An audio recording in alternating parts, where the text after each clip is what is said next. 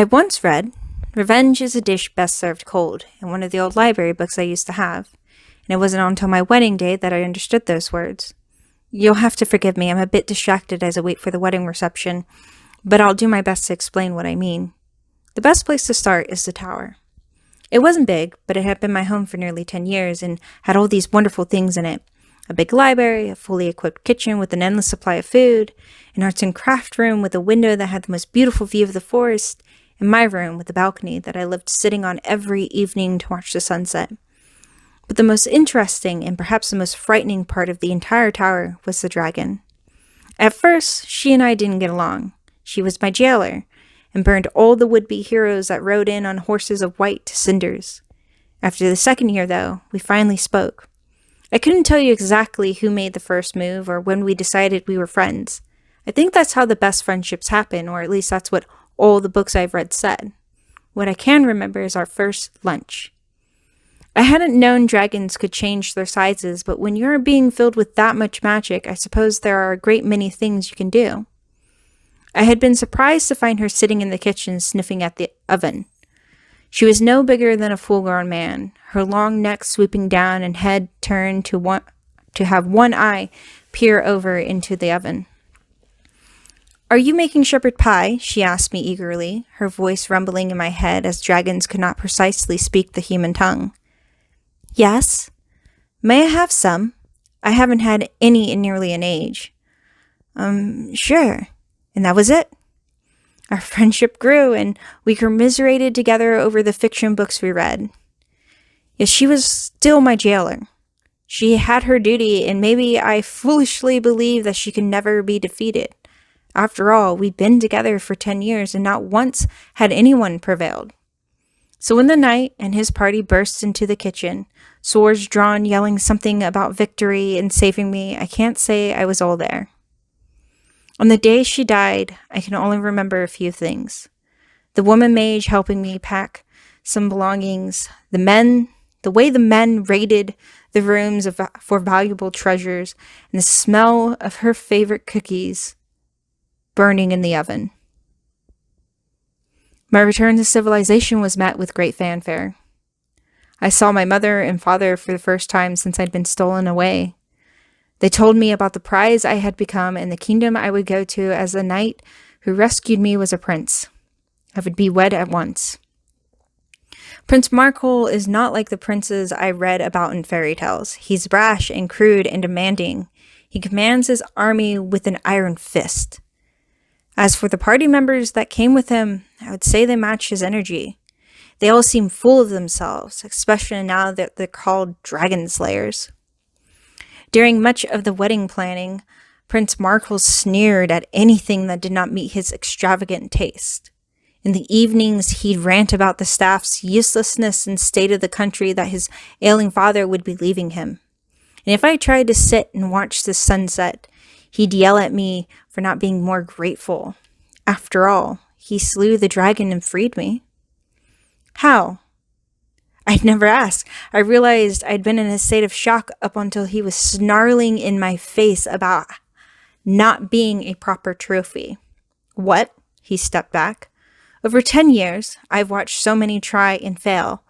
Then you come along, my lord, and best the beast. And it's only now I realize I've never asked how. His smile. I've never liked it. But the one he gave before he launched into his heroic epic, that's the one I hate the most. You poisoned her? Of course, he declared proudly. You think I'd fight that demon without a plan? I remembered the days leading up to her death then. The way she grew quiet, the way the shine left her scales. She said that she felt a little off, but not to worry, dragons were tough.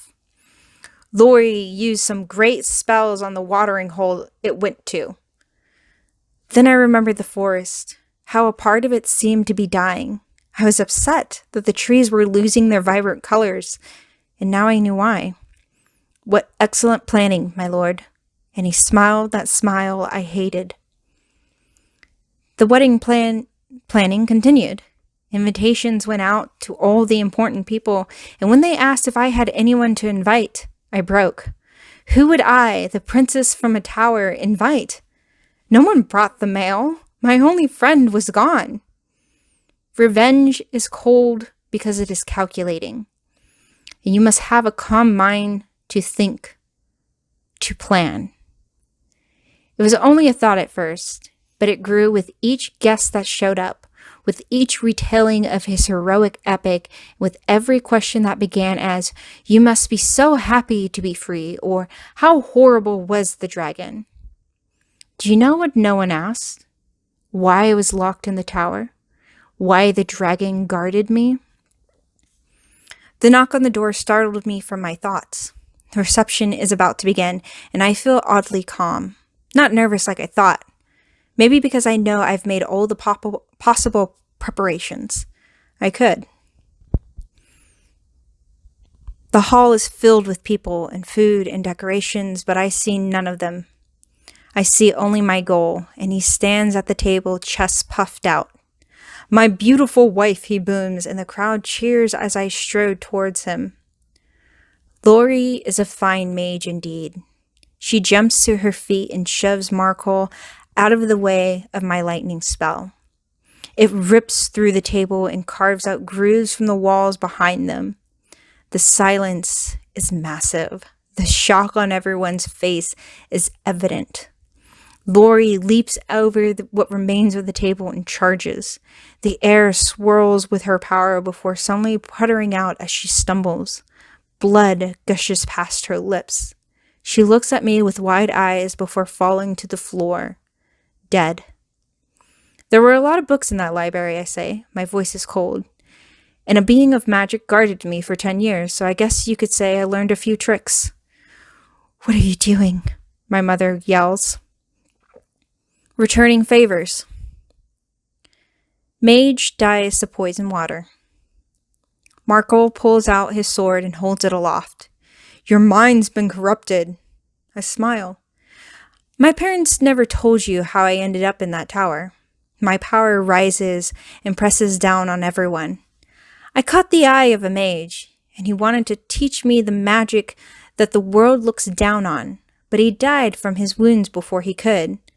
So he left behind his familiar to teach me. Markle might be a crude man, but he is also a brave knight.